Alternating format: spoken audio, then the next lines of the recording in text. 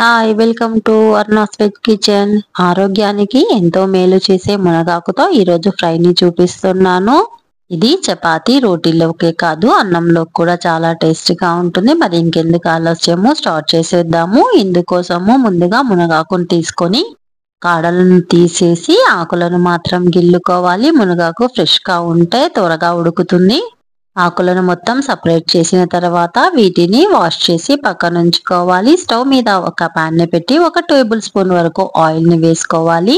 మినపప్పు, శనగపప్పు, జీలకర్ర, ఆవాలు వేసుకొని అవి చిటపటలాడిన తర్వాత ఎండుమిర్చి, కరివేపాకును వేసుకోవాలి.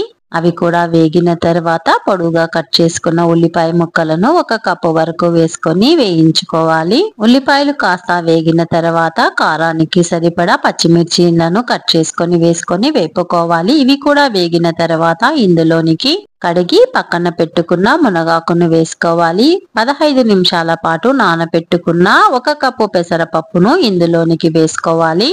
పెసరపప్పును నానబెట్టడానికి టైం లేకపోతే వాష్ చేసి వెంటనే వేసుకున్నా కూడా ఉడికిపోతుంది. ఇందులోనికి 1 గ్లాస్ వరకు వాటర్ ని వేసుకొని ఉప్పు, పసుపును యాడ్ చేసుకొని బాగా కలుపుకున్న తర్వాత మూత నుంచి హై ఫ్లేమ్ లో ఉడికించుకోవాలి. 10 మినిట్స్ తర్వాత ఫ్లేమ్ ను లోకు అడ్జస్ట్ చేసుకోవాలి. మధ్య మధ్యలో మూతను తీసి కలుపుతూ ఉండాలి. వాటర్ అవసరం అనిపిస్తే ఇంకాస్త కూడా యాడ్ చేసుకోవచ్చు.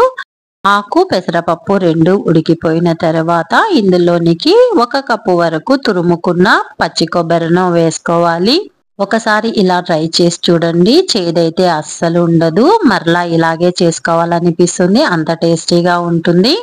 కలిపి 2 మినిట్స్ తర్వాత దించేసుకొని సర్వ్ చేసుకోవాలి. అంతే అండి, మునగాకు ఫ్రై అయితే రెడీ అయిపోయింది. నేను చేసిన ఈ రెసిపీ మీకు నచ్చినట్లయితే మీ ఫ్రెండ్స్ కు, రిలేటివ్స్ కి షేర్ చేయండి. ఒకసారి మీరు కూడా ట్రై చేసిన తర్వాత ఎలా వచ్చిందో నాకు కామెంట్ చేయండి. ఇంతవరకు నా ఛానల్ ని సబ్స్క్రైబ్ చేసుకొని వాళ్ళు, ఫస్ట్ టైం నా ఛానల్ ని చూస్తున్న వాళ్ళు సబ్స్క్రైబ్ చేసుకొని బెల్ సింబల్ ని నొక్కి యాక్టివేట్ చేయండి. ఫర్దర్ గా నేను పెట్టే వీడియోలన్నీ మీకు నోటిఫికేషన్ రూపంలో వచ్చి ప్రతి వీడియోను కూడా మీరు ఎంజాయ్ చేయగలుగుతారు. నా వీడియోలను చూస్తూ నన్ను ఎంకరేజ్ చేస్తున్న ప్రతి ఒక్కరికి ధన్యవాదాలు.